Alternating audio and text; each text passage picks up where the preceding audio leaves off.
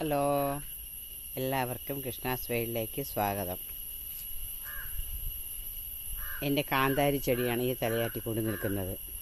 2-3 മാസം ഉണ്ടായ ഒരു നല്ല മഴ പെയ്ത സമയത്ത് കുറേ ദിവസം അടുപ്പിച്ച് മഴ പെയ്തപ്പോൾ ഈ ചെടിയൊക്കെ പഴങ്ങി വീണ് കിടന്ന്, ഞാൻ നേരത്തെ ഒരു വീഡിയോ ചെയ്തിരുന്നു, ചെരിഞ്ഞ് വീണ് കിടന്ന് അതിൻ്റെ കൊമ്പെല്ലാം വെള്ളത്തിൽ കിടന്ന് അളിഞ്ഞ് ഇലകളെല്ലാം കേടുവന്ന് നശിച്ചു പോലെ ആയി. അത് ഞാനപ്പോൾ അതിൻ്റെ കമ്പിനെല്ലാം, ആ കേടുവന്ന കമ്പുകളൊക്കെ കണ്ടില്ലേ, എല്ലാം ഞാൻ കട്ട് ചെയ്ത് കളഞ്ഞു.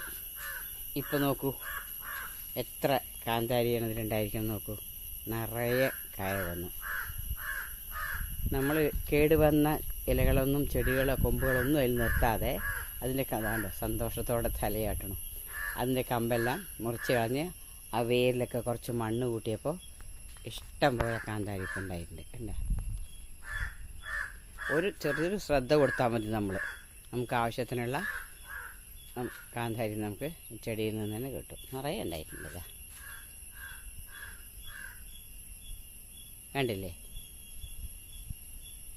2 ചെടിയാണ്, രണ്ട് ചെടി. അതിൽ എനിക്ക് ആവശ്യത്തിനുള്ള എല്ലാം കിട്ടും. ഇനി ഒരെണ്ണം കുറച്ച് അപ്പുറത്തുണ്ട്, അതും ഇതുപോലെ ഞാൻ കമ്പെല്ലാം കട്ട് ചെയ്തപ്പോൾ ഇപ്പോൾ ധാരാളം കായ് വന്നിട്ടുണ്ട്. നമ്മളടുത്ത് വരുമ്പോൾ ഉണ്ട് സന്തോഷം കൊണ്ട് തലയാട്ടുന്നത്. ഞാൻ എപ്പോഴും ഈ ചെടികളുടെ അടുത്ത് വന്ന് സംസാരിക്കും അവരോട്. അവർക്ക് പറയാൻ പറ്റില്ലെങ്കിൽ അവരതൊക്കെ ശ്രദ്ധിക്കുന്നുണ്ടേ തോന്നും. മിണ്ടാതെ നിൽക്കുന്നവരൊക്കെ നമ്മളടുത്ത് ചെല്ലുമ്പോൾ ഒന്ന് ഇളകും. നമ്മൾ ഈ വെള്ളം കൊടുക്കുകയോ അല്ലെങ്കിൽ ചാരോടൊക്കെ ചെയ്യുമ്പോൾ അവരിങ്ങനെ തലയാട്ടിക്കൊണ്ടിരിക്കും. ഇതെൻ്റെ ചെറിയൊരു പച്ചക്കറി കൃഷിയാണ്. ചെറുത് പറഞ്ഞാൽ തൊടിയിൽ ധാരാളം സ്ഥലമുണ്ട്. പക്ഷെ പന്നികളുടെ ശല്യം, മയിലിൻ്റെ ശല്യം, ഇത് രണ്ടും കാരണം എനിക്ക് തൊടിയിലൊന്നും ഉണ്ടാക്കാൻ തരില്ല. അതുകൊണ്ട് ഞാൻ തൊടികളിൽ ഇപ്പോൾ ഒന്നും ഉണ്ടാക്കാറില്ല. ഇത് അടുക്കളുടെ തൊട്ട് മുൻവശമാണ്.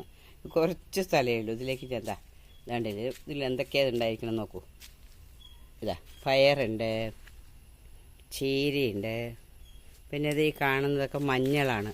കഴിഞ്ഞ വർഷം ഒരു മഞ്ഞച്ചെടി ഇവിടെ ഉണ്ടായിരുന്നു. അതിൽ നിന്ന് എനിക്ക് 1 കിലോളം മഞ്ഞൾ കിട്ടി. അപ്പോൾ അത് പഴക്കിയ സമയത്ത് അതിൻ്റെ ചെറിയ ചെറിയ പീസൊക്കെ ഇവിടെ വീണിട്ടാണ് തോന്നുന്നു. ഇപ്പോൾ ഇതാ നിറയെ മഞ്ഞൾച്ചെടി വന്നിട്ടുണ്ട് ഈ കൊച്ചു സ്ഥലത്ത്.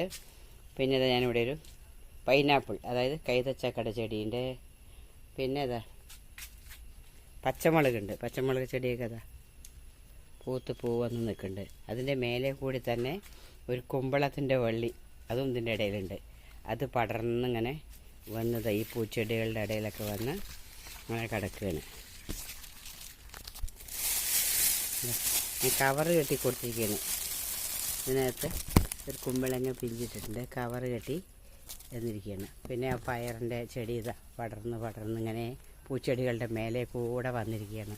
ഇത് കണ്ടില്ലേ, കുമ്പളത്തിൻ്റെ വള്ളി വന്ന് പടർന്ന് ഇതെവിടെ ഒരു കുമ്പളങ്ങിൻ്റെ ഉള്ളിൽ പിഞ്ചിട്ടുണ്ട്. ഞാൻ കവറ് കെട്ടി കൊടുത്താണ്, ഇല്ലെങ്കിൽ ഒരു തരം പ്രാണികൾ വന്ന് അതിനെ കേടുവരുത്തി കൊടുക്കും.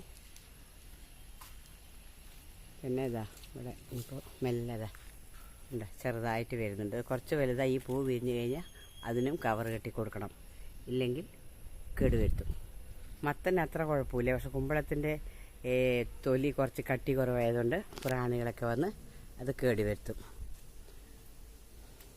തൊടിയിലൊന്നും ചെയ്യാൻ തരില്ല.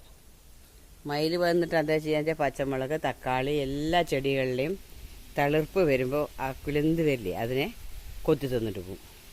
അങ്ങനെയാണ്. ഇതൊക്കെയാണ് എൻ്റെ കൊച്ചു കൃഷി. ഇപ്പോൾ അത് നിങ്ങൾക്കൊന്ന് കാണിക്കാമെന്ന് കരുതി.